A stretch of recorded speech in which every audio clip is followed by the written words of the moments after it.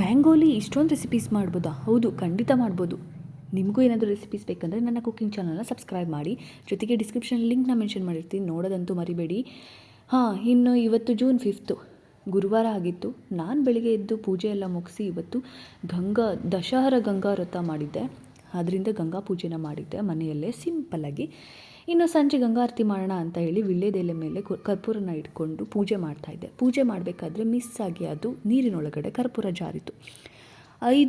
ಸುಮಾರು 5 ನಿಮಿಷ ನೀರಿನೊಳಗೇ ಕರ್ಪೂರ ಹುರಿದಿದೆ. ನನಗೆ ಅದು ಮಿರಾಕಲ್ ಅನ್ನಿಸ್ತು, ಒಂಥರ ಶಾಕ್ ಆಯಿತು. ಅದಕ್ಕೆ ಒಂದು ಅದ್ಭುತ ಶಕ್ತಿನೇ ಅಂತಲೇ ಹೇಳ್ಬೋದು. ಆ ದೇವ್ರ ಮೇಲೆ ನಂಬಿಕೆ ಇಟ್ಟರೆ ಏನೆಲ್ಲ ಸಾಧ್ಯ ಅನ್ನೋದು ಇದರಿಂದ ಗೊತ್ತಾಗುತ್ತೆ. ಇನ್ನು ನೈಟು ನಾನು ವಾಟರ್ ಮ್ಯಾನಿಫೆಸ್ಟೇಷನ್ ಮಾಡೋಣ ಅಂತ ಹೇಳಿ ಮೊಜೊಕೊ ಇಮೋಟೋದು ವಾಟರ್ ಮ್ಯಾನಿಫೆಸ್ಟೇಷನ್ ಹೇಟ್ ಆ್ಯಂಡ್ ಲವ್ದು 2 ಗ್ಲಾಸ್ದು ಟ್ರೈ ಮಾಡಿದೆ. ಅದನ್ನು ಒಂದರಲ್ಲಿ ಹೇಟ್ ಒಂದು ಲವ್ ಬರೆದು ಇಟ್ಟಿದ್ದೆ. ಅದನ್ನು ಬೆಳಗ್ಗೆ ಎದ್ದು ಚೆಕ್ ಮಾಡಿದಾಗ ನೋಡಿ ಈ ಥರ ಫಾರ್ಮೇಷನ್ ಆಗಿದೆ.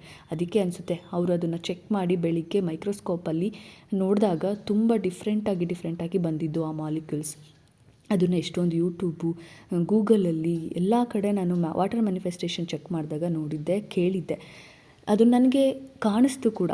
ಅದು ಅದ್ಭುತನೇ ಸೃಷ್ಟಿ ಮಾಡ್ತು. ನಾನು ಇದುವರೆಗೂ ಈ ಥರ ಮುಂಚೆ ಐಸಲ್ಲಿ ನೋಡಿರಲಿಲ್ಲ. ನೋಡಿ ಎಷ್ಟು ಚೆನ್ನಾಗಾಗಿದೆ. ನೀವು ಕೂಡ ಟ್ರೈ ಮಾಡಿ. ಹಾಗೆ ನಂಬಿಕೆ ಇಡಿ, ಖಂಡಿತ ನೀವು ಅಂದ್ಕೊಂಡಿದ್ದು ಹಾಗೆ ಆಗುತ್ತೆ. ಅದು ಯಾವುದೇ ರೀತಿ ಆದರೂ ಅಷ್ಟೇ, ನೀವು ಪಾಸಿಟಿವ್ ಆಗಿ ಇದ್ದರೆ ಖಂಡಿತ ಆಗುತ್ತೆ ಅನ್ನೋದು ಇದರೊಂದು ನಂಬಿಕೆ. ಇನ್ನು ಮಧ್ಯಾಹ್ನದ ಊಟಕ್ಕೆ ಪಾಲಕ್ ಕೈಮಾ ಉಂಡೆ ಮಾಡಿದ್ದೆ. ಅದರ ರೆಸಿಪಿ ಕೂಡ ನನ್ನ ಕುಕ್ಕಿಂಗ್ ಚಾನಲಲ್ಲಿ ಇದೆ, ಖಂಡಿತ ಚೆಕ್ ಮಾಡೋದನ್ನ ಮರಿಬೇಡಿ. ಇದಾಗಿತ್ತು ಇವತ್ತಿನ ದಿನ. Thank you.